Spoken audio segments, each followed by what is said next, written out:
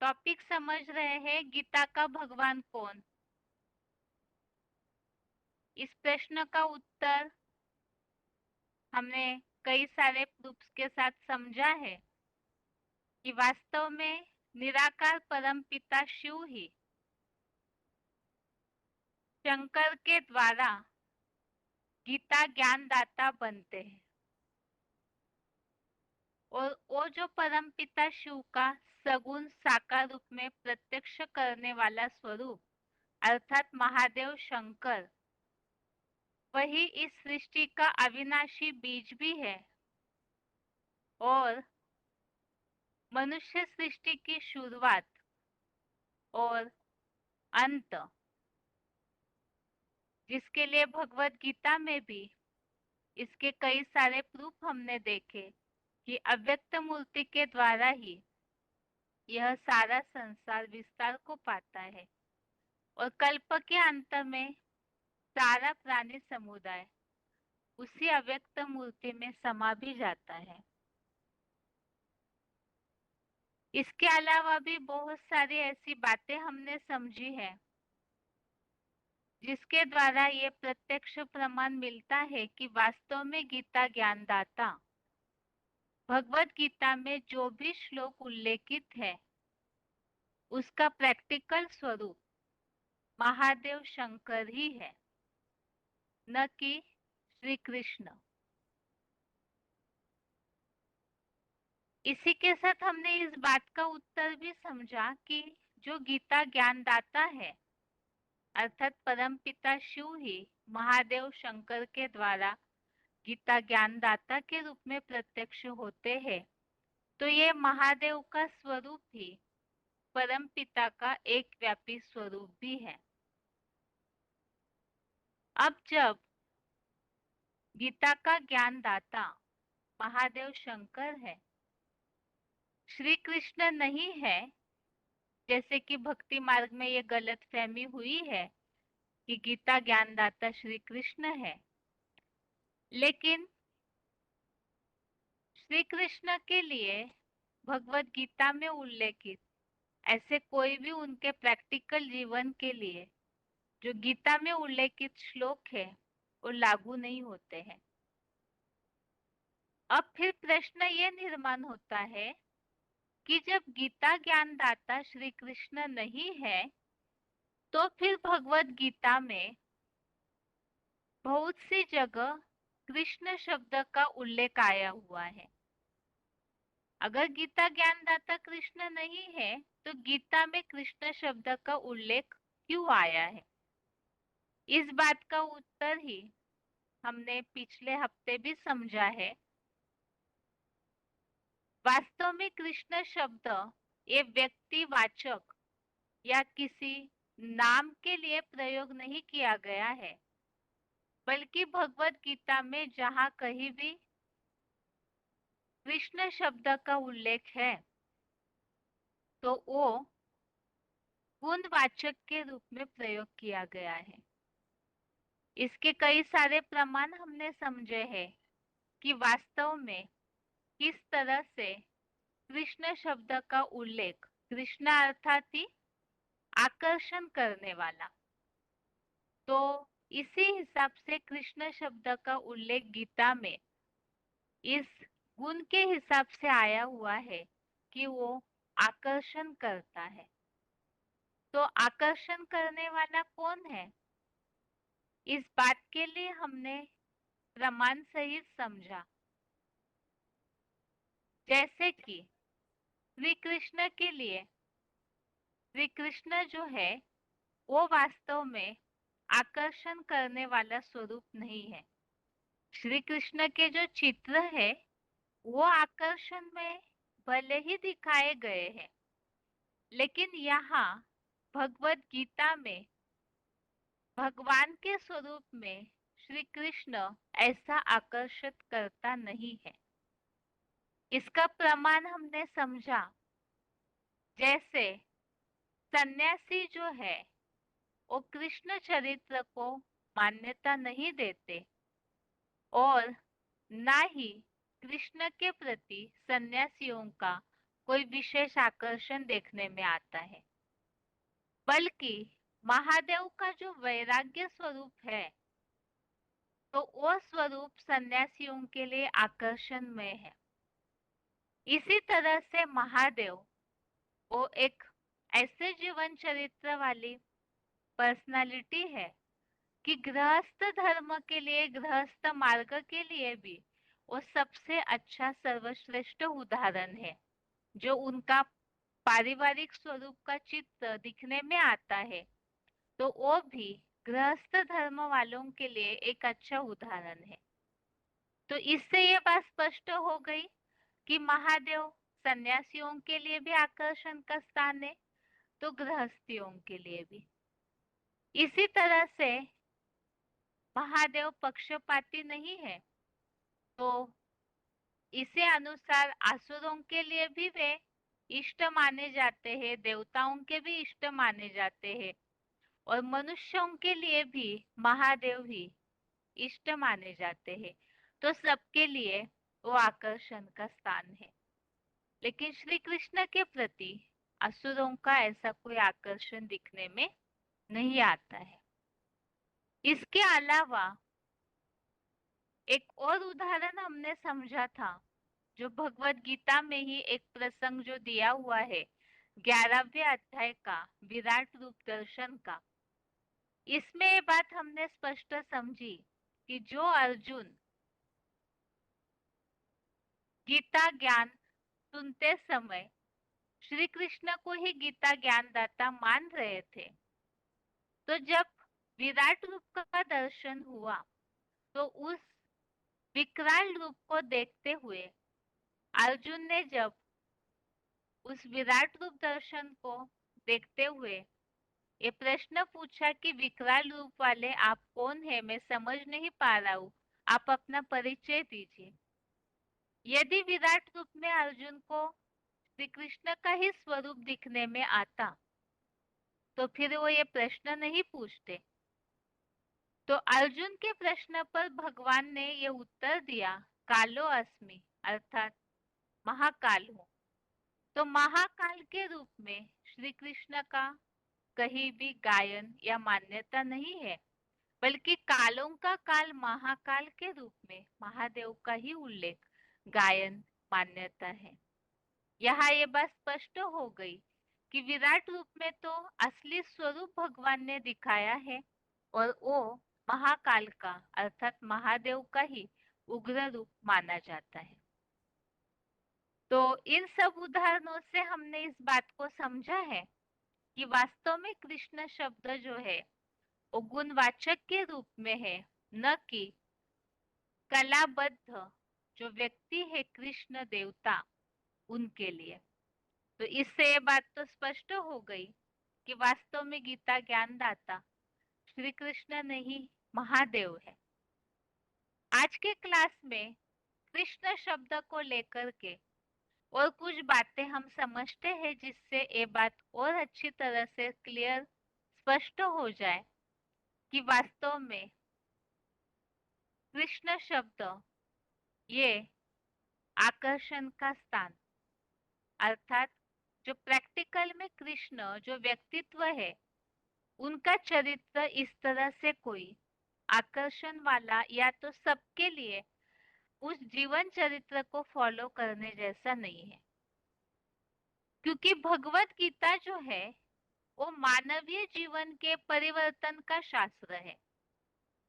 तो इसके अनुसार भगवत गीता में जो भी श्लोक वर्णित है, तो उसका स्वरूप जरूर गीता ज्ञानदाता प्रैक्टिकल में होंगे। अब श्री कृष्ण के चरित्रों पर अगर हम नजर डालते हैं, जो व्यक्ति या कलाबद्ध देवता शास्त्रों में वर्णित है, तो श्री कृष्ण के चरित्र जो दिखने में आते हैं, वो कोई मानवीय जीवन के लिए उदाहरण के तौर पर या उस जीवन चरित्र को कोई फॉलो करे, अनुसरण करे, ऐसा जीवन चरित्र नहीं है। तो इसी बात को आज के क्लास में समझते हैं। समस्त संसार को आकर्षित करने वाले गुण को अभिव्यक्त करते हुए परमात्मा स्वरूप महादेव शंकर को संबोधित किया गया है। पिछले क्लास में जो हमने टॉपिक समझा था, अर्जुन ने विराट रूप के दर्शन में भगवान से बार बार क्षमा याचना की है। अर्जुन का इस तरह से क्षमा मांगने का अभिप्राय क्या था? इसीलिए क्योंकि अर्जुन श्री कृष्ण को ही गीता ज्ञानदाता समझ रहे थे। जब उन्होंने विराट रूप में महाकाल का दर्शन लिया तो उस समय उनको ये बात स्पष्ट हो गई कि गीता ज्ञानदाता वो जिन्हें समझ रहे श्री कृष्ण को वो नहीं है, बल्कि अक्षर अव्यय ईश्वर महादेव है। और इसीलिए ही अर्जुन ने क्षमा याचना की है विराट स्वरूप से। अब इससे चित्र के साथ साथ चरित्र के संबंध में शास्त्रों में श्री कृष्ण और महादेव शंकर के बीच में बहुत बड़ा अंतर है। चित्र जो है वो चरित्र की यादगार होते हैं। तो शास्त्रों में यादगार स्वरूप में जो चित्र बने हुए हैं, श्री कृष्ण के जो चरित्र है वो बहुत अलग नजर आते हैं, और महादेव के जो चित्र है वो बहुत अलग नजर आते हैं। तो इसमें भक्ति मार्ग में जो श्री कृष्ण के चरित्र चित्र में चित्रित है, चित्रों में दिखने में आते हैं, या जो कथानक बने हुए हैं कृष्ण चरित्र के, तो उनमें ज्यादातर कृष्ण को उल्लंघन, नियमों का उल्लंघन या मर्यादाओं को तोड़ता हुआ दिखाया हुआ है।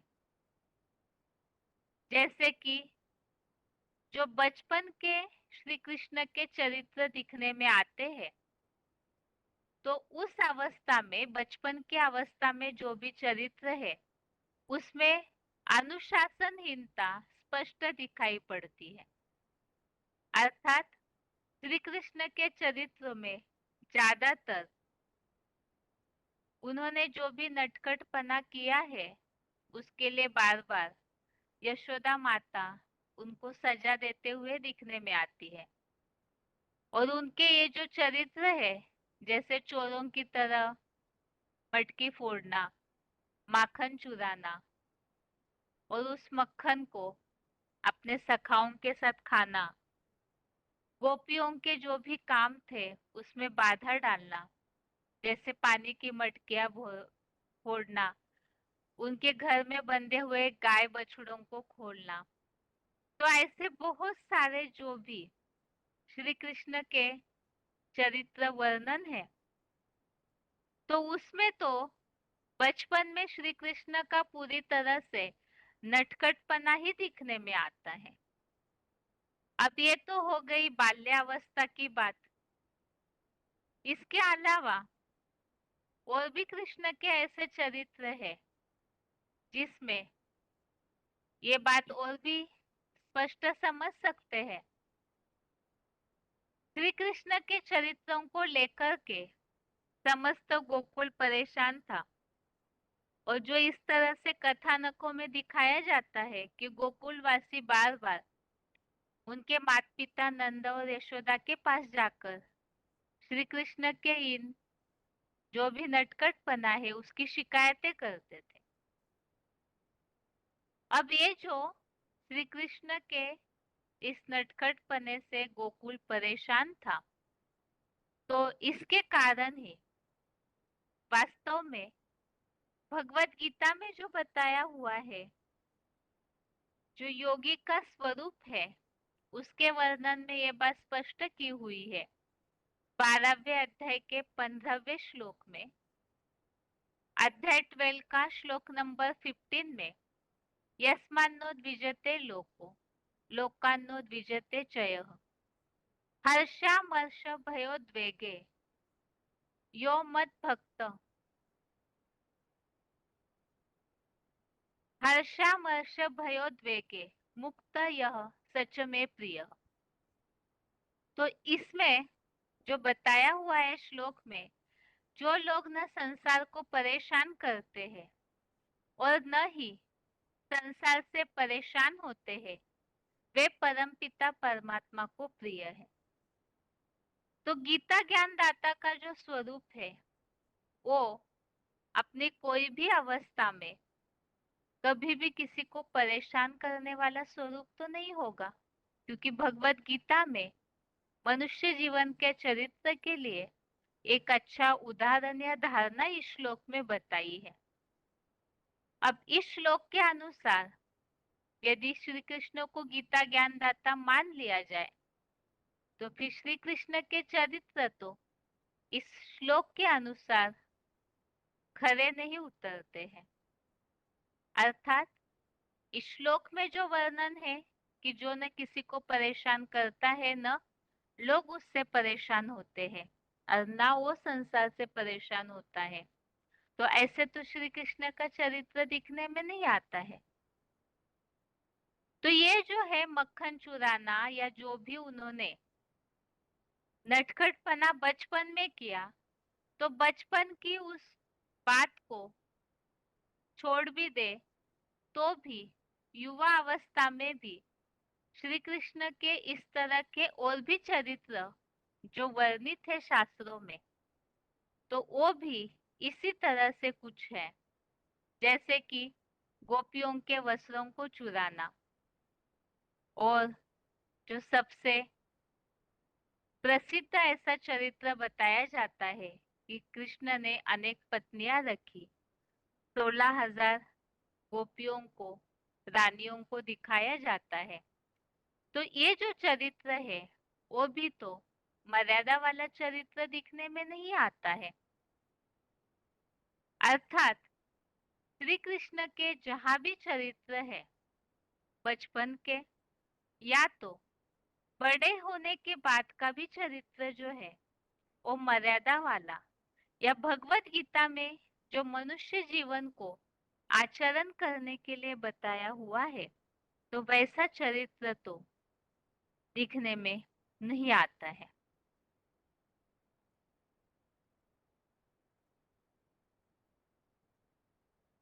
अब इसी के लिए ही जो बताया हुआ है श्लोक में, तीसरे अध्याय का 21वां श्लोक, अध्याय 3 का श्लोक नंबर 21, इस श्लोक में भगवत गीता में जो उदाहरण दिया हुआ है कि मनुष्य का चरित्र वास्तव में कैसे होना चाहिए, तो इस श्लोक के अनुसार श्री कृष्ण का चरित्र ऐसे भी लागू नहीं होता है। तीसरे अध्याय का 21वां श्लोक है, अध्याय 3 का श्लोक नंबर 21 है, यद्यथा शरति श्रेष्ठ तत्तदेवेतरो जनः स यत् प्रमाणं कुरुते लोकस्तदनुवर्तते। तो इसमें जो बताया हुआ है, श्रेष्ठ पुरुषों के कर्मों का सभी अनुसरण करते हैं। तो श्री कृष्ण यदि गीता ज्ञानदाता मान लिया जाए, तो फिर सारा मानव समाज इन्हीं चरित्रों को फॉलो करने लगे, अनुसरण करने लगे, तो समाज की दुर्गति निश्चित है। तो शास्त्रों में जिस रूप में श्री कृष्ण के चरित्र की महिमा की गई है, तो क्या ऐसा चरित्र सामान्य लोगों के अनुसरण करने जैसा है? जैसे चोरी करना, लोगों को परेशान करना, या तो बड़े होने के बाद भी जिस तरह से गोपियों के वस्त्र चुराए, ऐसे जो भी नटखटपने की कथानक बने हुए हैं, तो ये चरित्र जो है क्या सामान्य लोग अनुसरण करने जैसा है? नहीं है, क्योंकि कलयुगी संसार में भी इन सब बातों को तो अनुचित ही माना जाता है। परंतु यही विडंबना है कि गीता ज्ञानदाता श्री कृष्ण को मानने से सामान्य लोगों ने इस चरित्र का अनुसरण किया, और परिणाम स्वरूप समस्त मानवीय समाज दूषित और प्रदूषित हो चुका है। तो निर्गुण निरंजन परमपिता शिव को सर्वव्यापी मानना एवं सगुण रूप में भी श्री कृष्ण को परमात्मा मानना, यही श्रीमद् भगवत गीता में की गई सबसे बड़ी भूल है। और इसी भूल ने आज समस्त संसार को अमानवीय असुर रूप में खड़ा कर दिया है। तो वर्तमान समय में भगवत गीता ये सबसे बड़ा सर्वशास्त्र शिरोमणि है, उसके बावजूद भी मानवीय जीवन के परिवर्तन न होने का कारण यही है कि गीता ज्ञानदाता का जो वास्तविक स्वरूप है, महादेव, जो सबके लिए एक अच्छा जीवन चरित्र का उदाहरण है, तो उसकी यथार्थता अर्थात गीता ज्ञानदाता की वास्तविकता न समझने के कारण और श्री कृष्ण को गीता ज्ञानदाता मानने के कारण मानव जाति उनके ही कर्मों का अनुसरण करने लगे। क्योंकि जो भगवत गीता में ही उल्लेखित है, श्रेष्ठ पुरुषों के कर्मों का सभी अनुसरण करते हैं।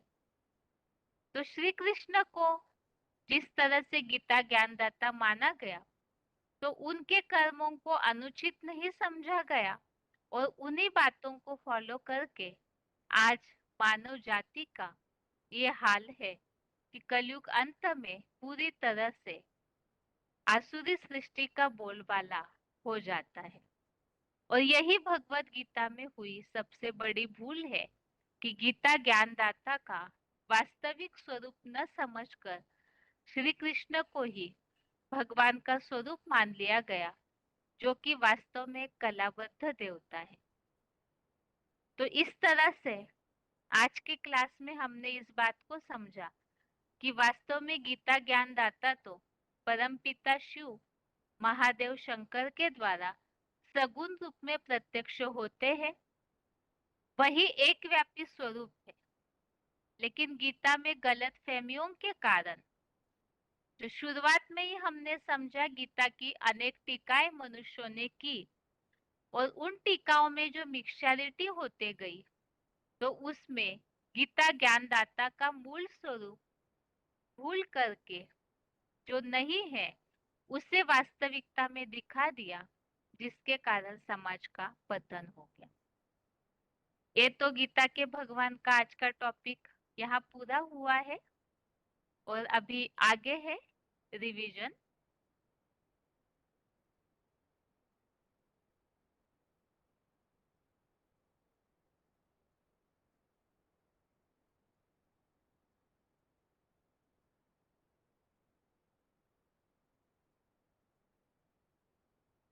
रिवीजन के टॉपिक में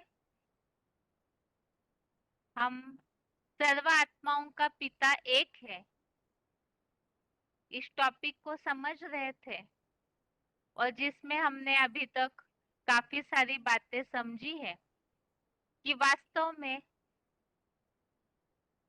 भगवान को यथार्थ रीति से कोई भी नहीं जानते हैं और भगवान को जानना इसलिए जरूरी है ताकि हम उनसे यथार्थ रीति उन्हें पहचान ले, तभी उनसे पूरी प्राप्ति कर सकते हैं।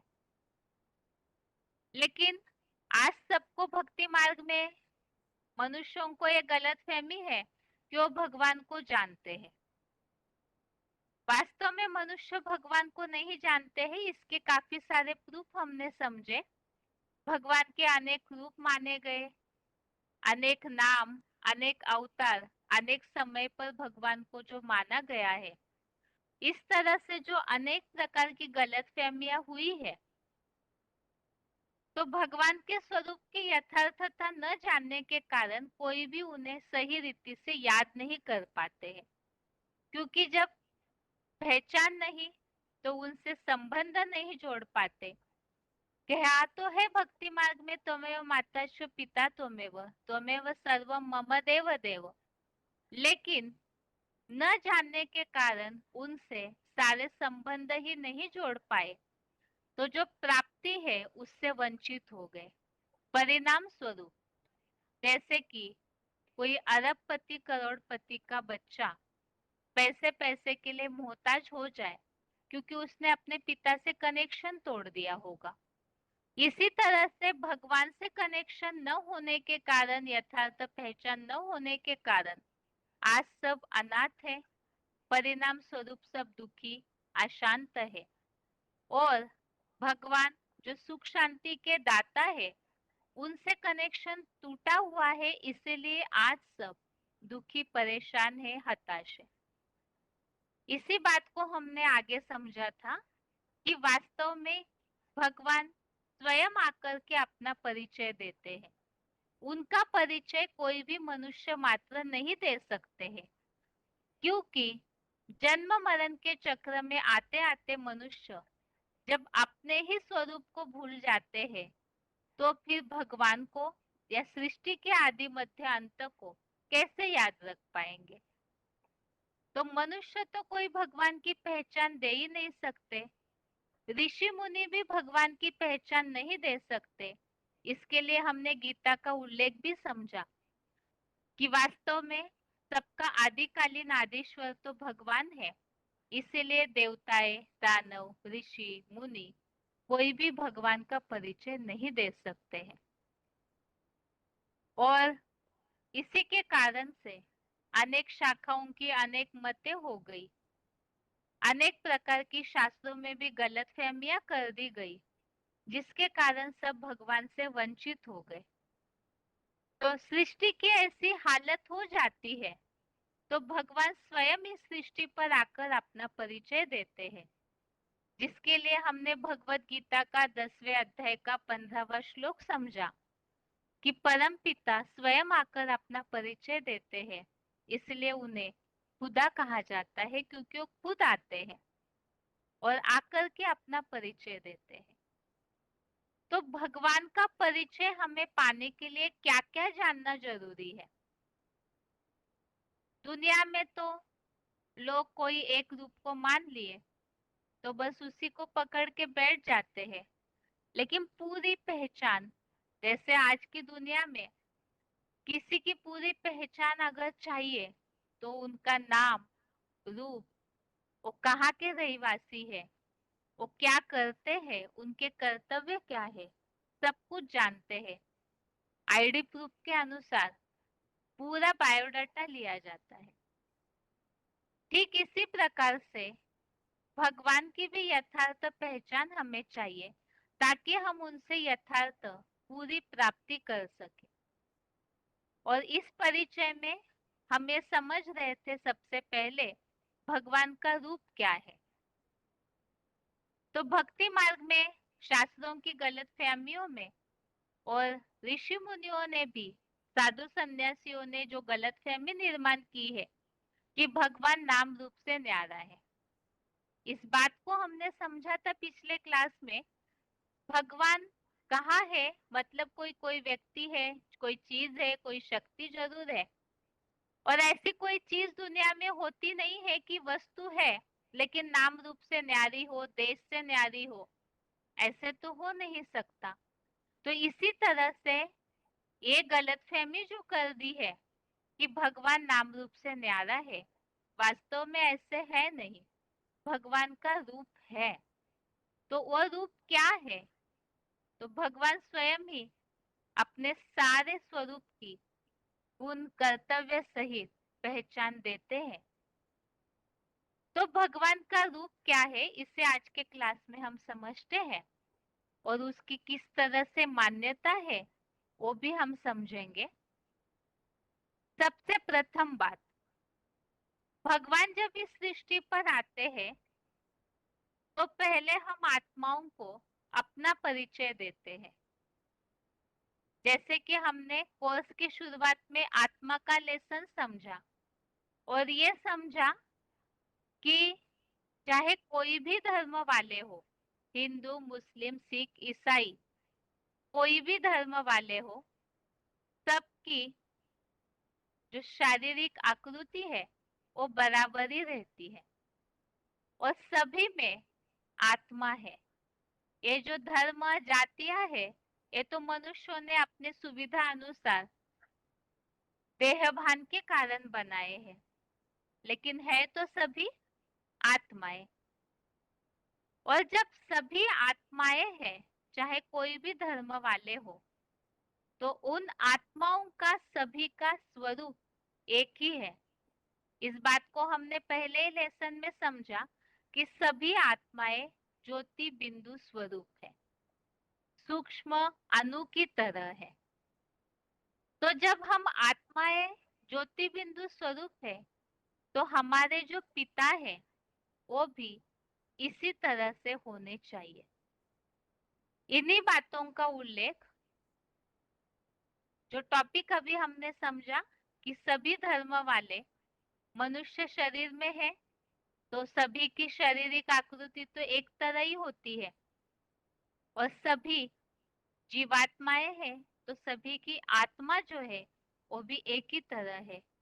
तो सभी आत्माओं का जो पिता है वो भी एक है, क्योंकि आत्माएं सब भाई भाई है आपस में, और हम सब उनकी संतान है, तो हमारे पिता परम पिता वो एक ही है। इन्हीं बातों को कुछ पॉइंट्स के द्वारा समझते हैं। पहला है VCD number 2356, VCD number 2356। 500-700 crore मनुष्य मात्र इस सृष्टि के, जिनकी आबादी कलयुग के अंत तक गिनी जाती है, वो कोई भी धर्म के हो, जब अपन को देह भूल करके आत्मा समझ कर बैठते हैं, प्रैक्टिस करते हैं, और प्रैक्टिस पक्की हो जाती है कि मैं ज्योति बिंदु आत्मा, सभी ज्योति बिंदु आत्मा परम पिता परमात्मा की संतान, हिंदू हो, मुसलमान हो, सिख हो, ईसाई हो, कोई को देह की दृष्टि से न देखे। किस दृष्टि से देखे? मैं ज्योति बिंदु आत्मा और सामने वाला भी ज्योति बिंदु आत्मा, तो आत्मा आत्मा, भाई भाई, एक बाप की संतान। अब जब हम सब आत्मा आत्मा भाई भाई है, तो हम सब एक ही पिता की संतान है। अगला पॉइंट है VCD नंबर 544 544। मुसलमान, हिंदू, गुजराती, पारसी, क्रिश्चियन, कोई को भी समझाने की रमज चाहिए, सबका गॉड फादर एक ही है। जो क्रिश्चियंस भी कहते हैं गॉड इज वन, तो सभी का जो पिता है गॉड फादर वो एक ही है। अगला पॉइंट है VCD नंबर 615 615। सभी आत्माओं का एक ही बाप है। जिस शरीर में आते हैं तो सभी जीवात्माओं का बाप एक है। जो भी जीवात्माएं हैं उनका एक ही बाप है, वो भी जीवात्मा। फिर कोई उनको खुदा कह देते हैं, कोई गॉड फादर कह देते हैं, है तो एक ही ना, सभी एक को याद करते हैं। तो यहाँ ये बात स्पष्ट हो गई कि हम सब आत्माएं हैं, तो आत्मा आत्मा, बिंदु बिंदु, सब भाई भाई। इस अनुसार हम सबके पिता, जितने भी 500-700 करोड़ मनुष्य है, कोई भी धर्म के हो, सबके पिता एक है। और ये बात सभी को समझानी है कि वो जो पिता है वो सब भगवान को याद करते हैं, तो वो एक ही पिता है। इसके लिए कहा जाता है सबका मालिक एक है। और इसका प्रूफ क्या है? चाहे हिंदू हो, मुसलमान हो, सिख हो, ईसाई हो, सब उस एक भगवान को मानते हैं। VCD number 2928, VCD number 2928।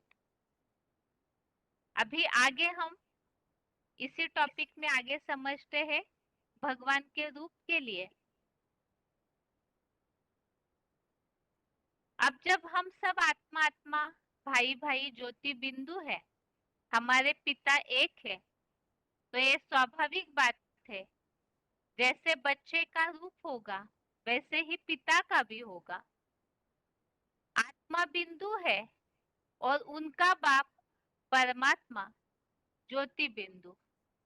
उनका आकार प्रकार तो एक जैसे ही होगा या अलग अलग होगा? एक जैसा ही होना चाहिए। VCD number 462, VCD number 462। यहाँ ये बात स्पष्ट हो गई कि आत्मा ये सब बिंदु है, तो उनके पिता परम पिता भी ज्योति बिंदु ही है। अर्थात जैसे आत्माओं का स्वरूप वैसे ही पिता का भी स्वरूप होगा। इसी के लिए पॉइंट है बीसीडी नंबर 97, बीसीडी नंबर 97।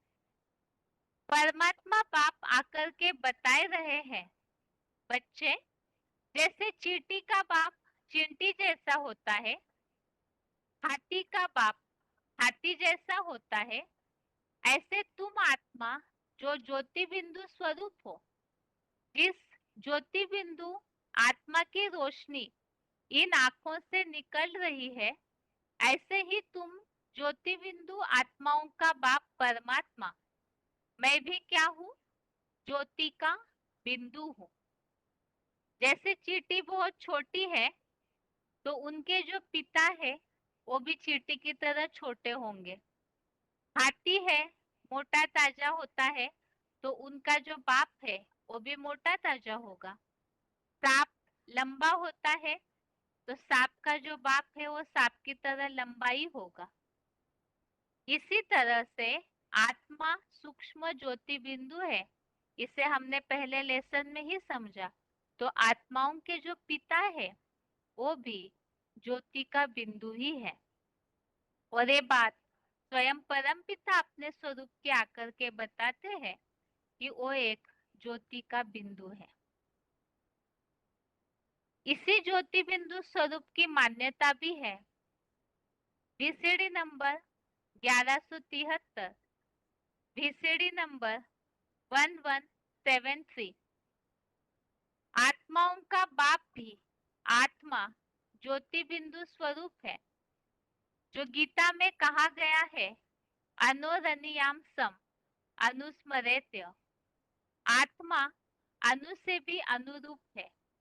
आत्मा और आत्माओं का बाप भी अनुरूप है। इतना अनुरूप है, इतना सूक्ष्म ज्योति बिंदु है कि इन आंखों से दिखाई भी नहीं पड़ता। जैसे कि वैज्ञानिक अणु के बारे में बताते हैं कि वो बहुत सूक्ष्म होता है, तो इसी तरह से आत्मा भी अनुरूप है, अर्थात बहुत ही छोटा सूक्ष्म ज्योति का बिंदु है, जो इन आंखों से दिखाई नहीं देता है। और ये जो सूक्ष्म ज्योति बिंदु है, वो बिंदु का आकार आंखों से नहीं दिखता, तो इसीलिए ही उसे निराकार भी कहा जाता है। इसी के लिए वीसीडी नंबर 667, वीसीडी नंबर 667। परम पिता परमात्मा शिव ज्योति बिंदु निरंजन निराकार कहा जाता है। निराकार इसलिए कि वो इतना सूक्ष्म ज्योति बिंदु है जो इन आंखों से नहीं दिखाई देता। तो इस तरह से आत्माओं का रूप जैसे ज्योति का बिंदु है, अनुरूप कहा है, भगवत गीता में भी इसका उल्लेख आया है, अनोरणीयाम सम।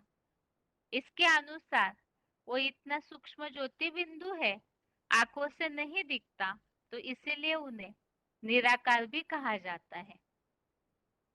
अब ये स्वरूप हमने समझा, परम पिता का जो रूप है वो ज्योति बिंदु, अनु से भी अनुरूप, और उसे ही निराकार भी कहा गया है। अब आगे इस स्वरूप की जो मान्यता के उल्लेख है उसे समझते हैं। भगवान अति सूक्ष्म है और निराकार है, अर्थात वो दिखाई नहीं देते आंखों से, जिसके लिए ही उन्हें अव्यक्त भी कहा गया है। निराकार जो आंखों से नहीं दिखता, व्यक्त अर्थात जो आंखों से दिखाई देता है, और अव्यक्त अर्थात जो आंखों से दिखाई नहीं देता। तो इसी बात के उल्लेख भगवत गीता में भी आए हुए हैं। सबसे पहले तो 8वें अध्याय का 9वां श्लोक, अध्याय 8 का श्लोक नंबर 9 है। श्लोक है, कविम पुराणम अनुशासितारम अनोरणीयां सम्मनुस्मरेत्य सर्वस्य धाता रमचिन्त्य रूपम आदित्य वर्णम तमसः परस्तात्। तो अभी अभी हमने पॉइंट के द्वारा इस बात को समझा है कि भगवान का रूप अति सूक्ष्म है, अनु से भी अनुरूप है, जिसके लिए इस 8वें अध्याय के 9वें श्लोक में उल्लेख आया है। अनोरणीयाम अर्थात सूक्ष्माणु से भी अति सूक्ष्म है। तो ये जो अति सूक्ष्म रूप है, जो अनु आंखों से तो नहीं दिखाई देता, इसी तरह से भगवान का वह स्वरूप आंखों से दिखाई नहीं देता है, जिसके लिए ही बताया हुआ है अव्यक्त रूप। और इस भगवान के अव्यक्त स्वरूप के लिए 12वें अध्याय का 3रा श्लोक, अध्याय 12 का श्लोक नंबर 3 है। ये त्वक्षरम निर्देशम अव्यक्तम पर्युपासते सर्वत्र गम चिंत्यम च कूटस्थम अचलम ध्रुवम। तो इस श्लोक में भी उल्लेख आया हुआ है, जो पतित न होने वाले, अनिवर्चनीय, सब जगह पहुंचने वाले, चिंतन न करने योग्य, पर्वत शिखरस्थ अचल ध्रुव तारा को और निराकार को भली भांति याद करते हैं। तो इसमें मूल बात तो है, जो टॉपिक हम समझ रहे हैं, अव्यक्त अर्थात ही वो निराकार है और उन्हें सब याद करते हैं। तो इन दोनों श्लोकों से भगवत गीता में भी भगवान के इस स्वरूप का, जो अति सूक्ष्म अव्यक्त रूप है, अनु से भी अनुरूप सूक्ष्म है, तो ये भगवान के स्वरूप को हमने समझा। ज्योति बिंदु स्वरूप को ही सूक्ष्माणु से भी अति सूक्ष्म अव्यक्त निराकार स्वरूप कहा गया है। और इसी स्वरूप के लिए और भी जो मान्यताएं हैं, उसे समझते हैं।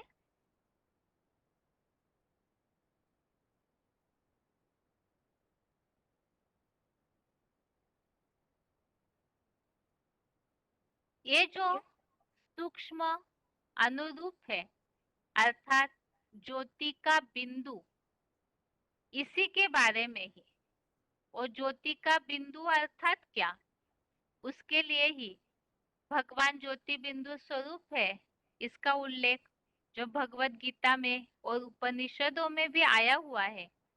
तो उल्लेख है 13वें अध्याय का 17वां श्लोक, अध्याय 13 का श्लोक नंबर 17 है।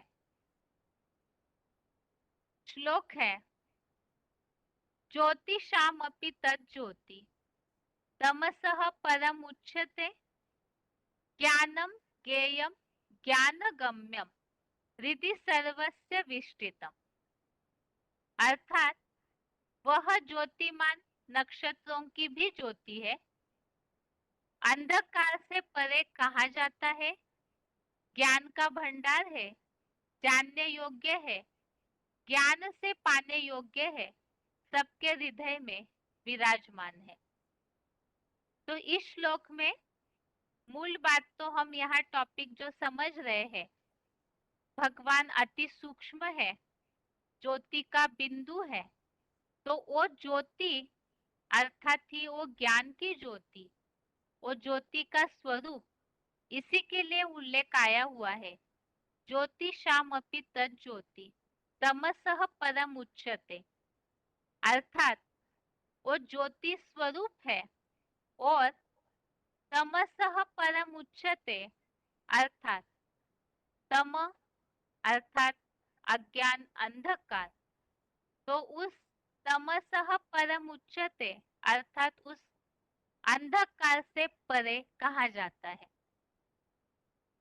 तो ऐसी ज्योति है वो जो कि अंधकार से परे है।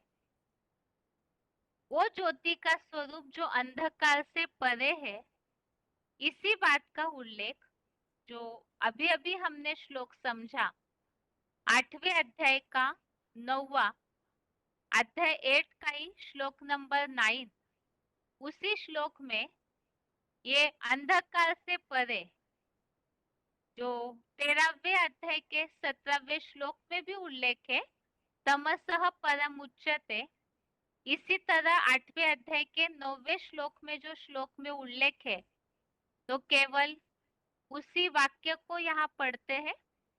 सर्वस्य धाता रमचिन्त्य रूपम आदित्य वर्णम तमसः परस्तात्, यहाँ भी तमसः परस्तात् अर्थात तम अर्थात ही अंधकार से, परस्तात् अर्थात परे है। तो यहाँ उल्लेख आया हुआ है परमपिता के स्वरूप का, आदित्य वर्णम। आदित्य अर्थात सूर्य, सूर्य की तरह वर्ण वाले। तो सूर्य जिस तरह से प्रकाशमान होता है, यहाँ पर परमपिता जिनमें ज्ञान की ज्योति भरी हुई है, तमसः परस्तात् अर्थात तम अर्थात अज्ञान का अंधकार से परे है, तो वो सूर्य की तरह वर्ण वाले अंधकार से परे है, अर्थात ही वो ज्योति स्वरूप है। तो इन दोनों श्लोकों से ये बात स्पष्ट हो गई, परम पिता जो है वो ज्योति का बिंदु है और उस सूक्ष्म अणु से भी अनुरूप जो निराकार है, वो आंखों से उनका वो स्वरूप दिखाई नहीं देता, अव्यक्त है, बहुत सूक्ष्म स्वरूप है। उसी की मान्यता भगवत गीता में आई हुई है कि वो ज्योति स्वरूप है। ज्योति का स्वरूप अर्थात उस बिंदु में ऐसी ज्ञान की लाइट भरी हुई है जो सूर्य की तरह वर्ण वाले, ऐसा गीता में उल्लेख आया हुआ है। तो वो जो परम पिता का ज्योति का स्वरूप है, उसी का उल्लेख उपनिषद में भी आया हुआ है। अथर्वशीर उपनिषद में भगवान के तेजोमय स्वरूप का उल्लेख है। जो शब्द आया हुआ है तेजस तस्मै नमो नमः, अर्थात ही वो भगवान का स्वरूप तेजस तस्मै, इस तरह से तेजोमय स्वरूप का उल्लेख है। तो ज्योति आदित्य वर्णम अर्थात सूर्य की तरह वर्ण वाले, तो सूर्य जैसे तेजोमय होता है, ऐसे ही भगवान का स्वरूप भी तेजोमय है, ऐसा उल्लेख आया हुआ है। तो इस तरह से आज के क्लास में हमने भगवान के स्वरूप के उल्लेख के बारे में काफी सारी बातें समझी है और वो स्वरूप का जो उल्लेख है उसी की यादगार, और जो ज्योति बिंदु स्वरूप है उसी की यादगार हिंदू धर्म में अलग अलग रूप में मान्यता या पूजा प्राप्त हुई दिखाई जाती है। ये जो ज्योति का स्वरूप है, ज्योति बिंदु है।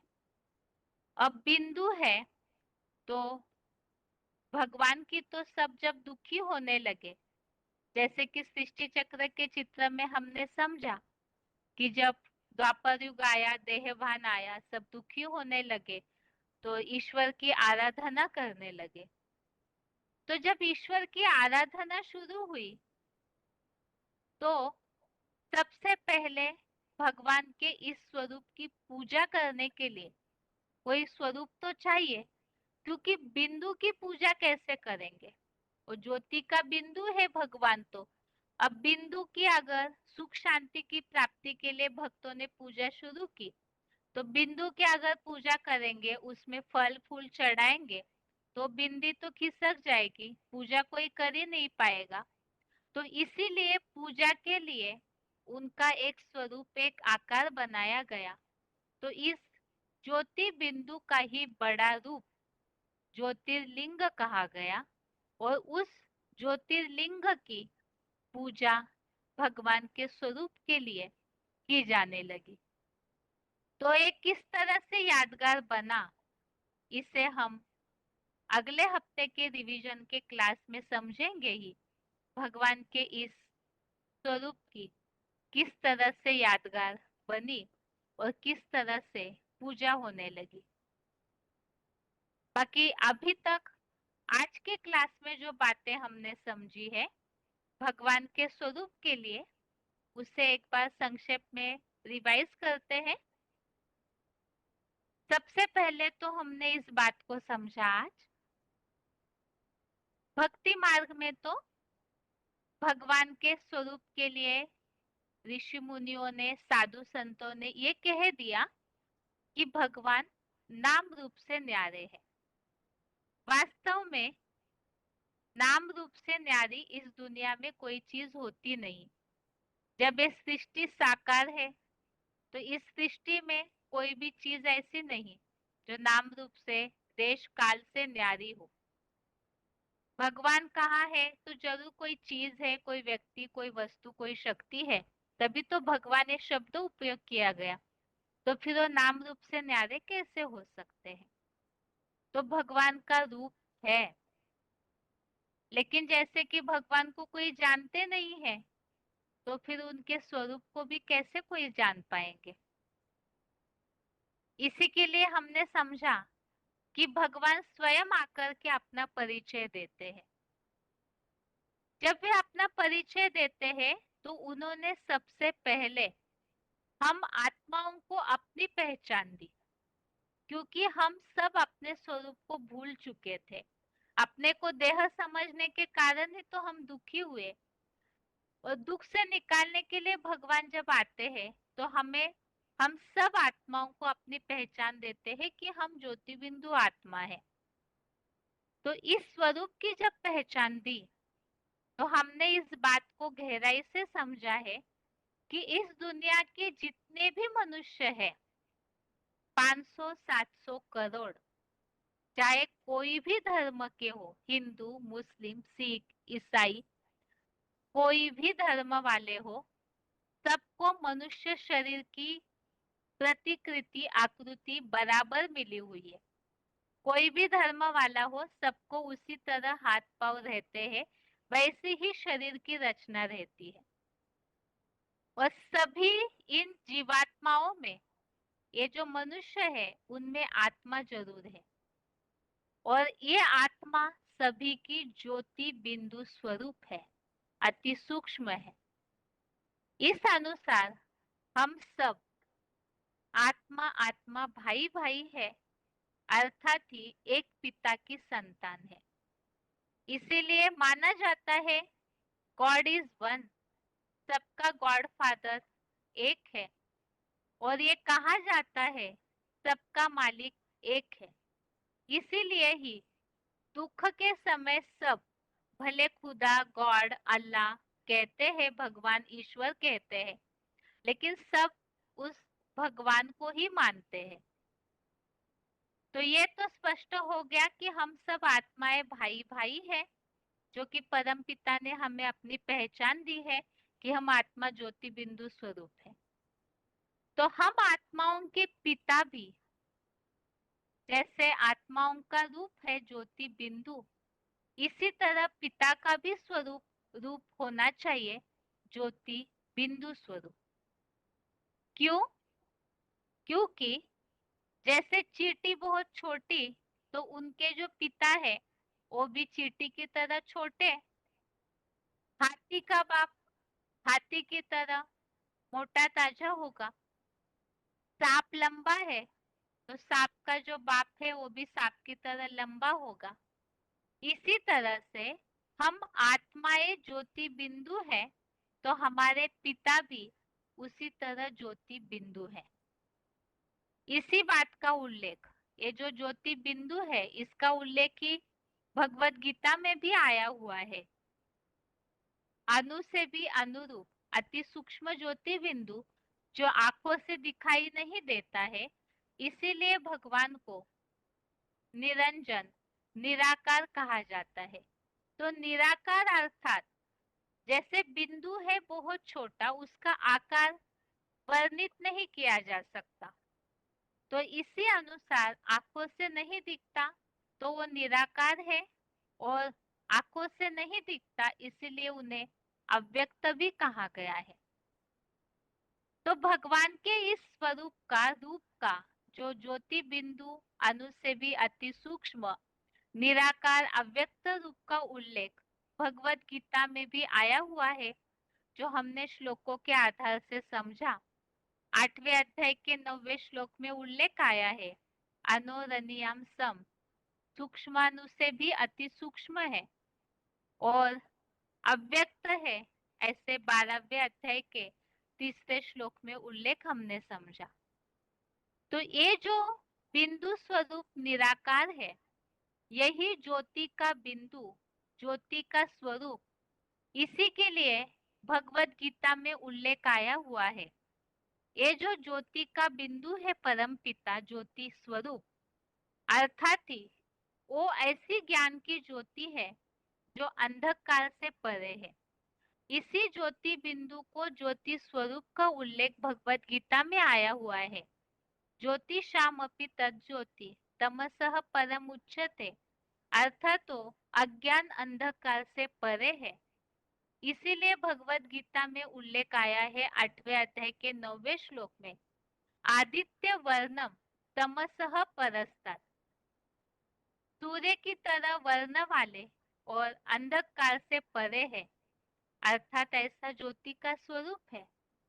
इसी के लिए उपनिषद में भी भगवान का जो रूप है वो तेजोमय बताया हुआ है, तेजस तस्मै, ऐसा उल्लेख उपनिषद में भी आया हुआ है।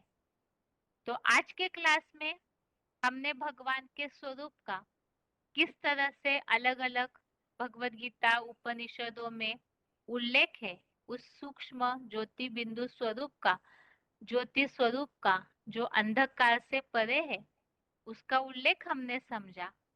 अब ये जो ज्योति का बिंदु है, उसी को पूजा के लिए कैसे बड़ा बनाया गया, किस तरह से ज्योतिर्लिंग के रूप में उसकी मान्यता हुई, हिंदू धर्म में और अलग अलग धर्मों में इस एक ही स्वरूप की, क्योंकि सभी आत्माओं के पिता एक है, तो उनके उस एक स्वरूप की ही मान्यता हर धर्म में है। हम सब आत्माएं उस पिता की संतान है, तो पिता का स्वरूप हर धर्म वाले मानते हैं, उस एक रूप की मान्यता हर धर्म में है। इसे हम अगले क्लास में रिवीजन के टॉपिक में समझेंगे। आज के लिए ये रिवीजन का टॉपिक यहाँ तक ही, और इसके अलावा गीता के भगवान का टॉपिक में हमने समझा किस तरह से गीता में श्री कृष्ण का नाम डालने की भूल हुई है। तो आज के लिए भगवत गीता क्लास में बेसिक कोर्स यहाँ तक ही, और गीता क्लास यहाँ आज के लिए पूरा होता है। ओम शांति।